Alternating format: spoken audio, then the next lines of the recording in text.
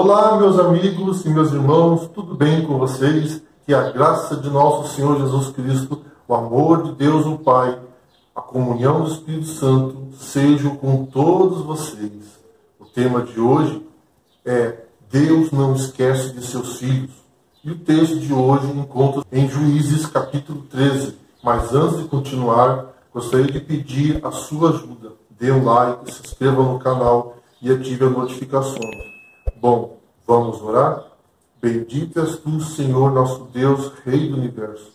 Queremos agradecer pelo privilégio de estudar a sua palavra. Envie o seu Espírito Santo e abençoe a todos os que estão assistindo este vídeo. É o que pedimos, em nome de Jesus. Amém.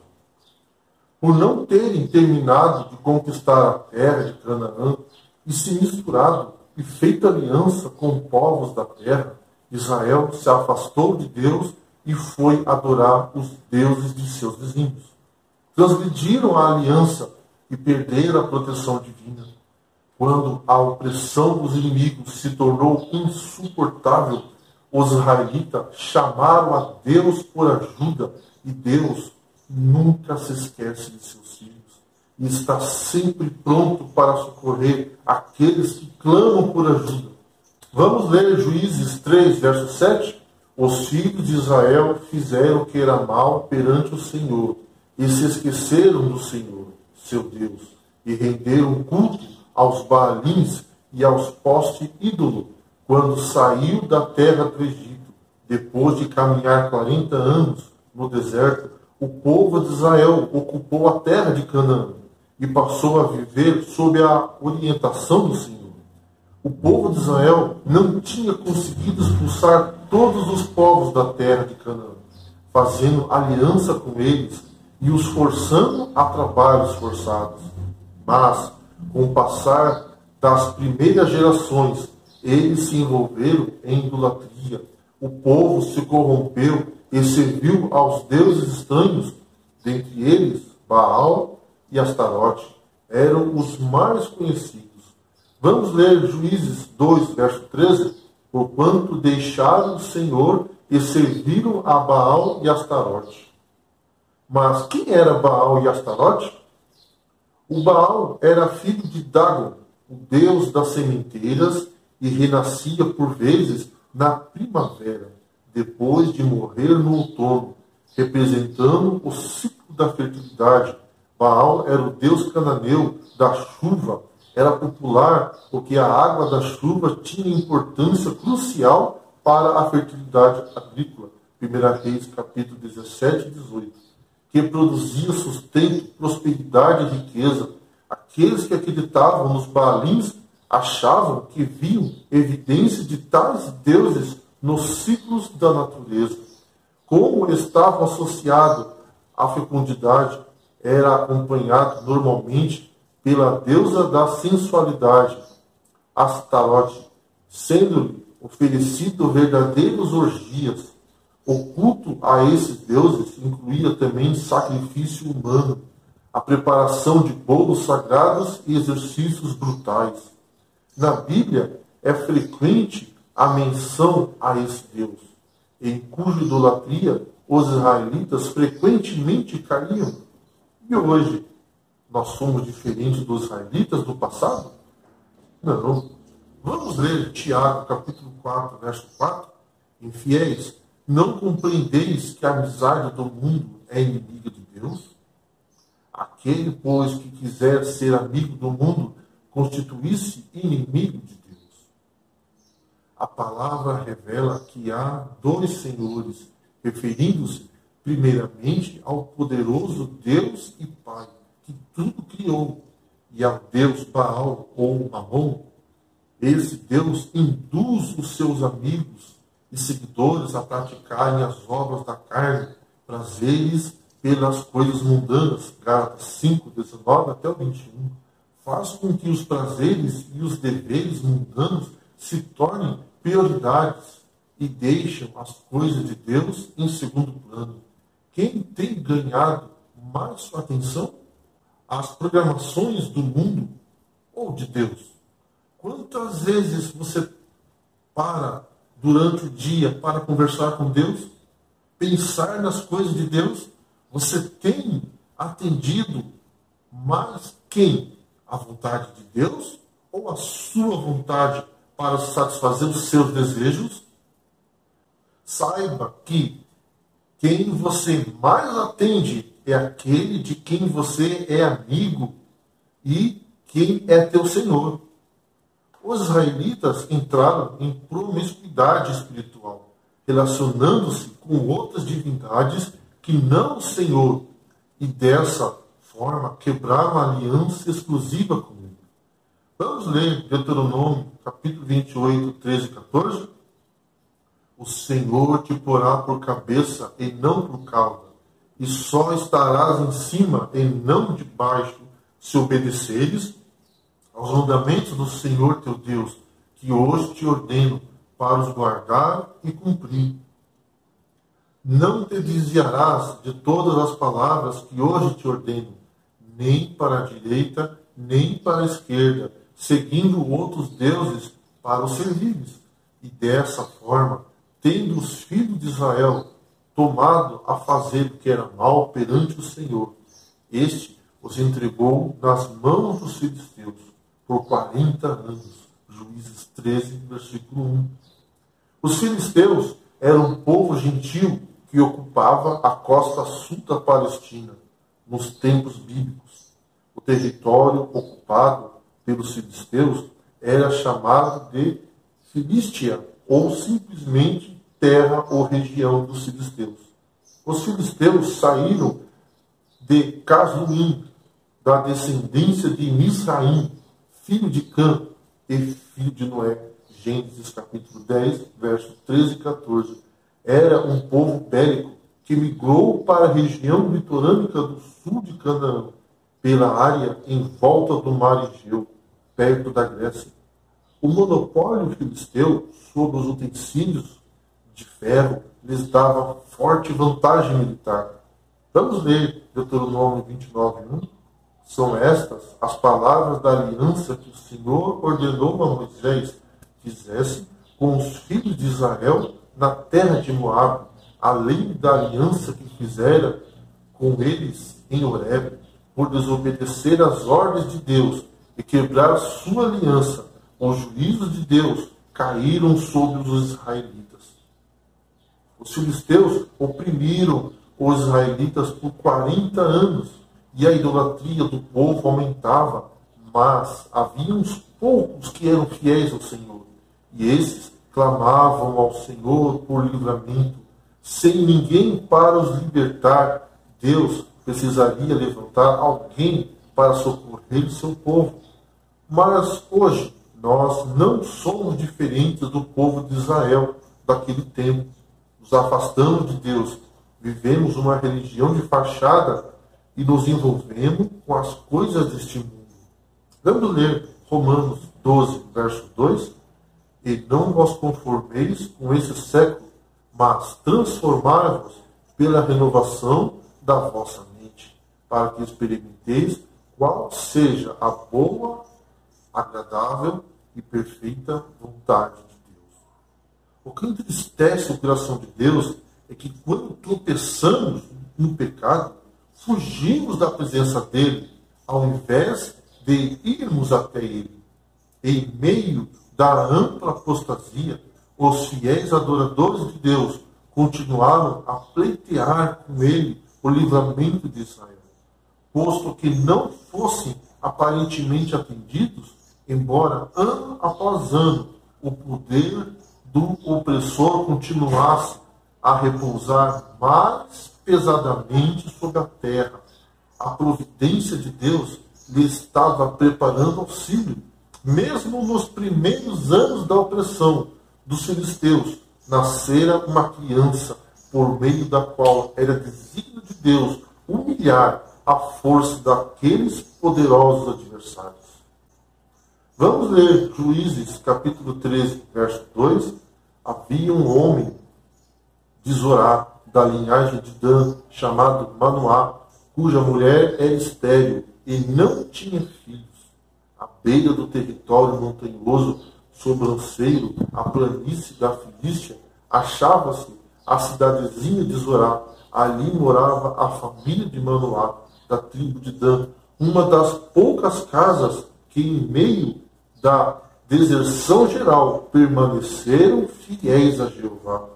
A mulher de Manoá, a qual não tinha filhos, o anjo do Senhor apareceu com a mensagem de que ela teria um filho, por meio de quem Deus começaria a livrar Israel. Em vista disso, o anjo lhe deu instruções com relação aos seus próprios hábitos e também quanto ao tratamento do filho. Vamos ler Juízes 13, verso 4. Agora, pois, guarda-te, não bebas vinho ou bebida forte, nem coma coisa imunda, e a mesma proibição deveria ser imposta desde o princípio à criança, com o acréscimo de que o cabelo não lhe deveria ser cortado, pois que cumpriria ser ele consagrado a Deus como nazireu desde o seu nascimento. Na Bíblia, nazireu é o nome utilizado para se referir a uma pessoa que estava presa a um voto especial de consagração a Deus, voluntariamente, e compreendia apenas um período específico de tempo. Entretanto, existem referências em que os pais consagravam os filhos como nazireus por toda a vida. Devido à sua consagração, um nazireu deveria cumprir uma série de restrições. O capítulo 6 do livro de Números fornece o texto base, auxilia na compreensão de como era o voto dos nazireus. Os nazireus deveriam adotar a abstinência do vinho e de qualquer outra bebida levedada. Os nazireus também não podiam cortar seus cabelos durante o período do seu voto de separação. Número 6, verso 5.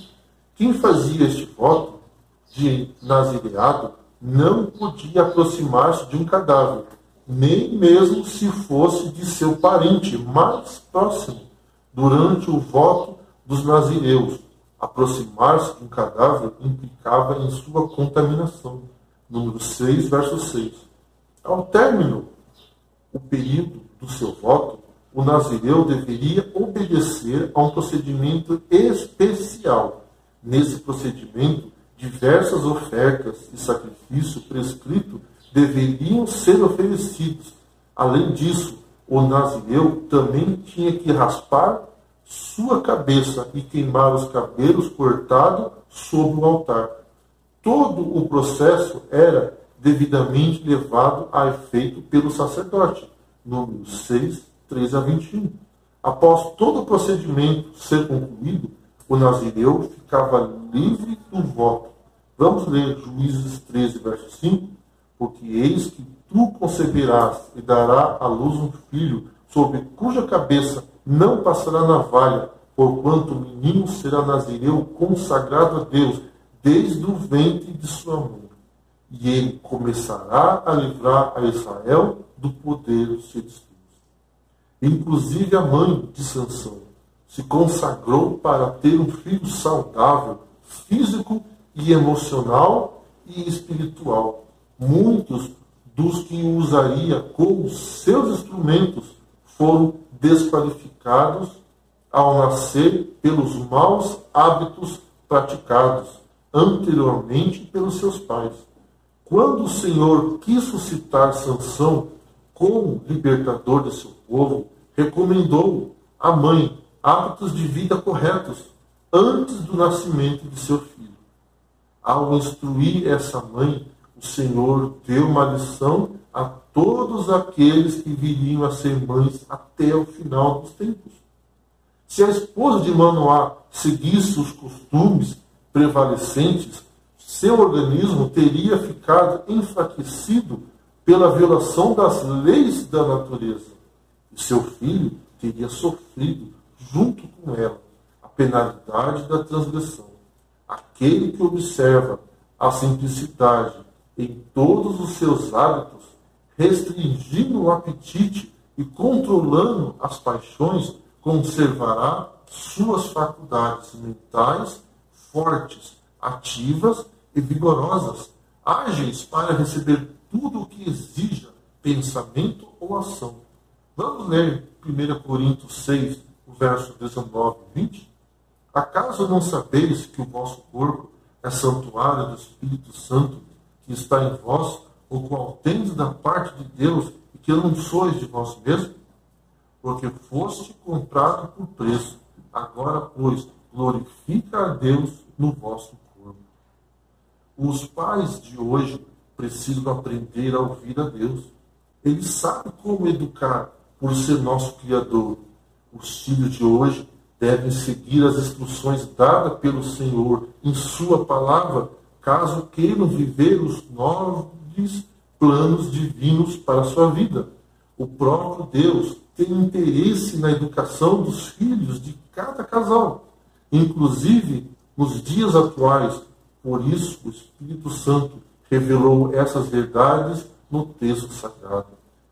Deus determinará que o futuro juiz e libertador de Israel fosse desde a infância ensinado na estrita temperança, devia ser nazireu desde seu nascimento, achando-se assim posto sob proibição perpétua do uso do vinho ou da bebida forte. As lições de temperança, renúncia e governo de si mesmo devem ser ensinadas às crianças, mesmo desde a primeira infância. Vamos ler Juízes 13, verso 14. De tudo quanto procede da videira não comerá, nem vinho, nem bebida forte, nem coisa imunda comerá. Tudo quanto lhe tem ordenado guardará a distinção entre alimento limpo e imundo. Não era um estatuto meramente cerimonial e arbitrário, mas baseava-se em princípios sanitários. A observância desta distinção pode atribuir-se em grande parte à maravilhosa vitalidade que durante milhares de anos tem distinguido o povo judeu. Os princípios de temperança devem ser mais abrangentes do que a mera atenção de bebida alcoólica ou uso de alimento estimulante e indigesto, e muitas vezes tão ofensivo à saúde como aqueles em que muitos casos lança a semente da embriaguez. A verdadeira temperança nos ensina a dispensar inteiramente todas as coisas nocivas e usar judicialmente aquilo que é saudável.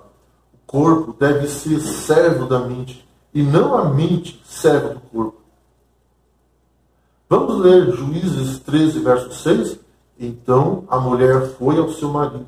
Ele disse: um homem de Deus veio a mim. Sua aparência era semelhante à de um anjo de Deus. Tremenda, não lhe perguntei de onde era, nem ele me disse o seu nome.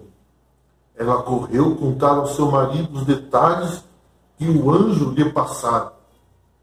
Ele não duvidou das palavras de sua mulher, nem tampouco orou para ter a confirmação. Ele orou como um pai de primeira viagem que necessitava desesperadamente do auxílio divino.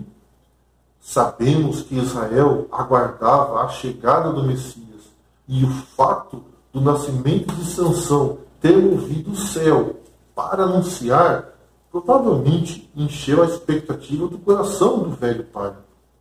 Como educar aquela criança?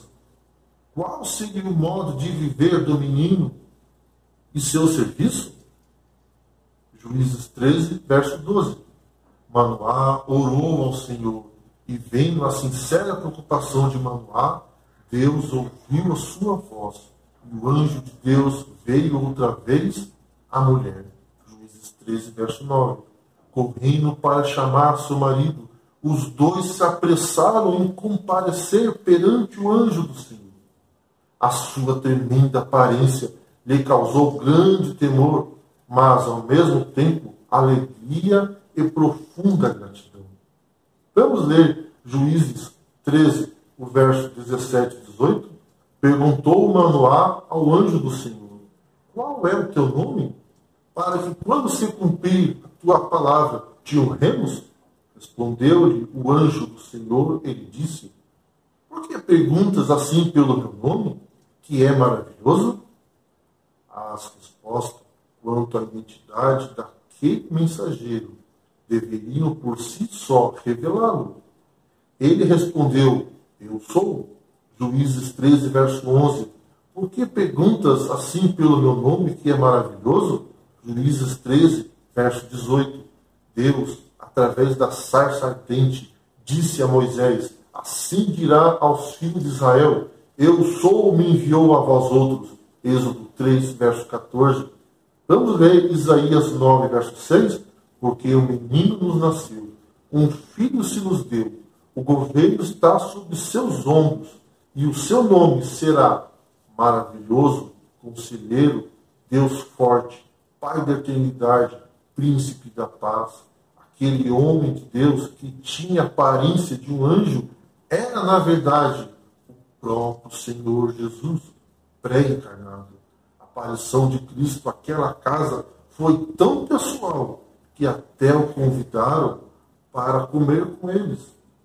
Mas, ao oferecerem ofertas ao Senhor, a Bíblia diz que o anjo do Senhor se ouve maravilhosamente. Juízes 13, verso 19.